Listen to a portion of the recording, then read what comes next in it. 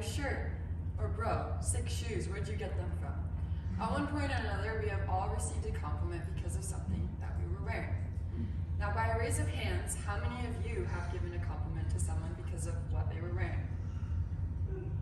See, again, we have all at least given a compliment to someone because of what they were wearing. Now the question is, was it what they were wearing or how they were wearing it? Let me illustrate two examples of what I mean by that exactly. We'll start off first with the classic Patagonia t-shirt.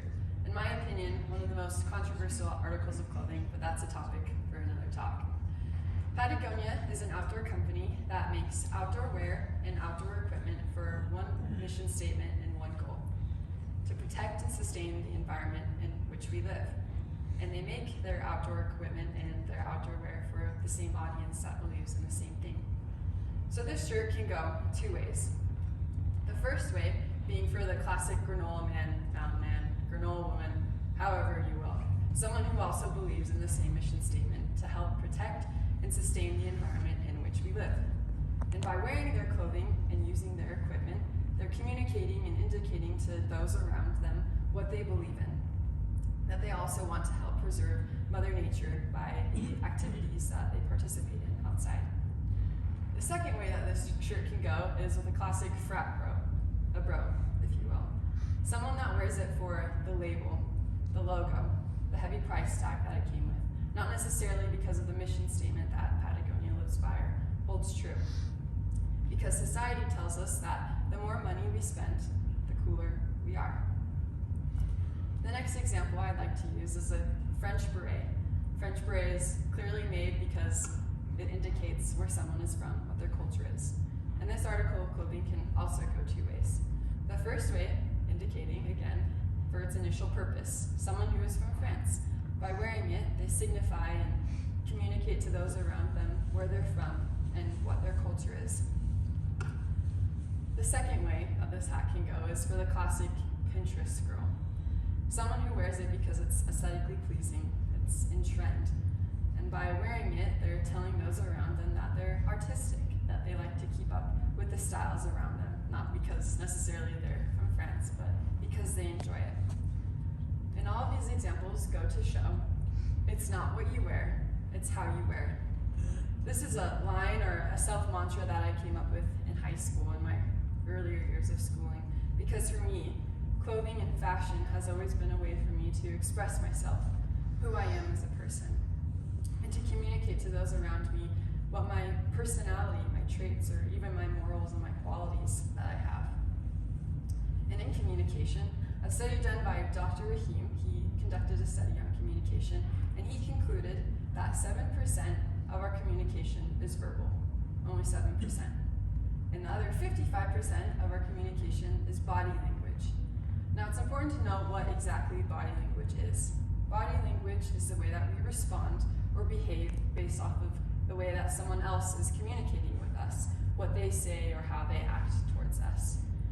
So body language is the way that we feel, the way that we think, and the way that we process the things going on around us.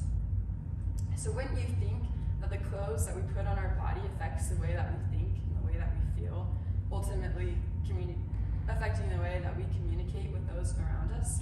And Dr. Matthew Hudson says exactly that.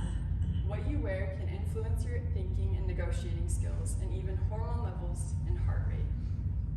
What we put on our very bodies, our shoes, our pants, our shirts, can affect the way that we think, the way that we feel.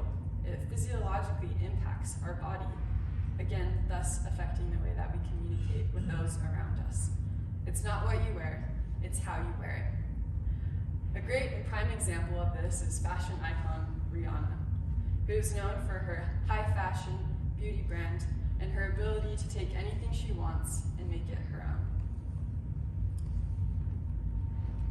And this meme depicts exactly that. It's ugly until Rihanna decides it's not. I've always loved this meme. I've always found it so amusing. The lady on the left is wearing a couture dress that's worth thousands of dollars. And initially, people hated it, and it's very apparent as to why. It's frumpy, it's outdated, it's not in trend, it's out of style, and way too overpriced for how unflattering it is. But then, Rihanna took it, made it her own, and she she rocked it. And many people argue that it's because of her money, her fame, her social status and wealth that she was able to do this. But I disagree. I believe that there are 3 things that Rihanna has that we all can have in order to be able to pull this off. To take anything we want, wear anything we want, and make it our own. First, confidence. In our society, we are often taught that self-confidence and self-esteem go hand in hand. And while that is true, we are often misled that in order to have a higher self-esteem, we first must have a high self-confidence. And this isn't true. Our self-esteem is our ability to be able to value our worth, our skills, our traits, our characteristics, or even our personalities, how we view and perceive ourselves. When our self-esteem is higher, it is increased, our self-confidence also increases as well. If we want to wear anything we want and make it our own, we first must have a high self-esteem in order to increase our confidence. Second, the ability to enjoy and love life. To be able to take any circumstance or situation that we're given and to enjoy it. And Charles Spurgeon puts this greatly into words. It's not how much we have, but how much we enjoy that makes happiness. It's not how much we have, but how much we enjoy. What a profound statement. I could have a $5 t-shirt that I thrifted from the middle of nowhere and value that so much more than a $500 handbag that I got from Europe. Why? Because of the value that I give it. It's not what I have or the value of what I have, but the value that I give it, how much I enjoy it. Third and last, passion. Passion is the why behind everything we do. It drives our desire, our love for life, the decisions that we make, and the choices that we make, or how we even treat others and go about our day. I want you to think about the last time you did something because you knew beforehand it was going to make you happy. Not because of what society told you was in or was out, or what the news told you what was right or what was wrong, or even the opinions of those around you, your family members, your friends. But you did it because you knew that it was going to make you happy.